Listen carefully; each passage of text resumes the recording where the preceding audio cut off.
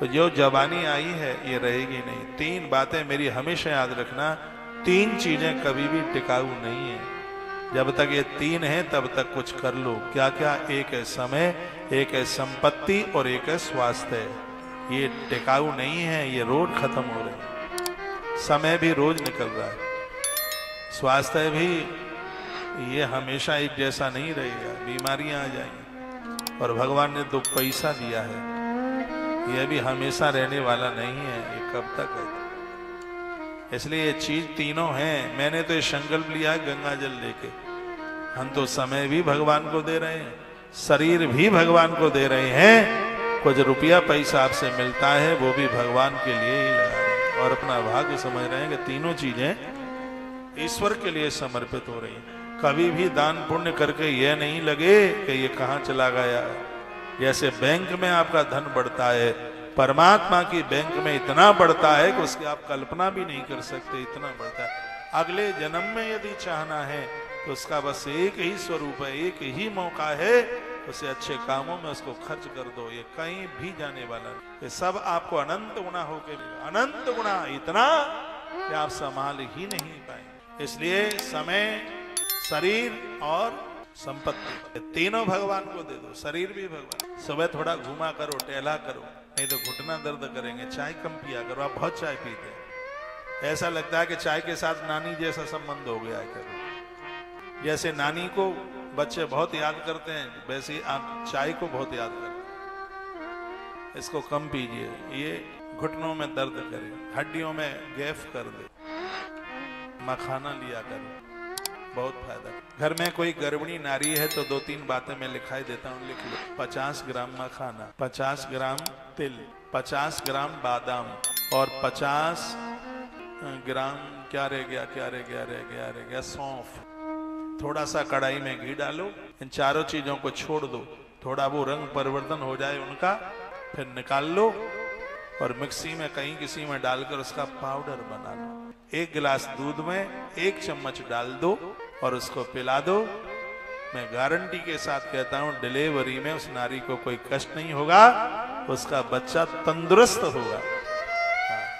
गर्भिणी नारी को चाय वाय मत दिया करो, ये चीज दो। और इस चीज का इतना बड़ा प्रभाव है, जो बच्चा जन्म लेगा वो ठेकना नहीं होगा, उसकी हाइट बढ़ेगी। हमारा आयुर्वेद कहता है ठेकना नहीं होगा। चाहे बेटा हो चाहे बेटी,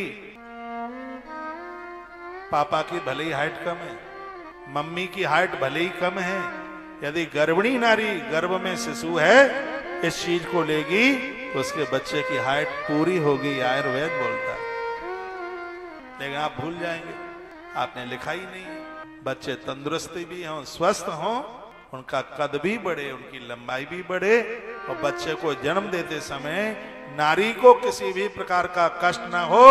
50 ग्राम सफेद तिल, 50 ग्राम बादाम की गिद्दी, 50 ग्राम ये मखाना, फूल मखाना, और 50 ग्राम सौंफ, बराबर मात्रा में थोड़ा गौ माता के घी में थोड़ा सा तल के फिर उसका पाउडर बना लेना, और 1 गिलास दूध में और 1 चम्मच भर के उसमें डाल के फेंट के दे दो।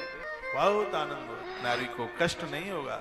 आयुर्वेद तो बहुत प्राचीन है, उसमें तो बड़ी अद्भुत बात है। गर्भिणी नारी को उसकी नाभि में 8 दिन में 1 से 2 बार शुद्ध देसी घी गौ माता का डालिए, इससे गर्भ में पड़ने वाला बच्चा श्वास पूरी लेगा।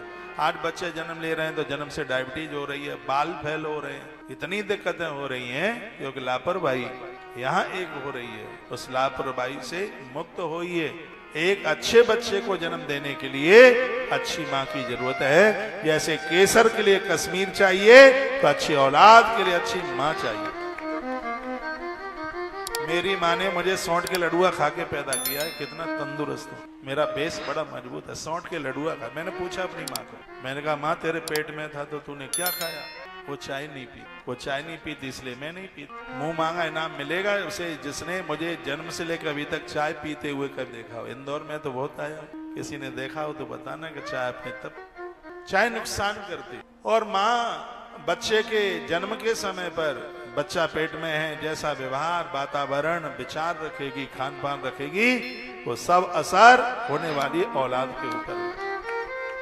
रावण बदमाश पैदा नहीं होता यदि उसकी माँ बहुत अच्छी होती थी। कि किसी बढ़िया नहीं थी, अच्छी नहीं, क्योंकि माँ के ही तो गुण बच्चों में उतर के आ जाते। माता कौशल्या इतनी अच्छी है तो फिर देखो राम अच्छे क्यों नहीं होंगे।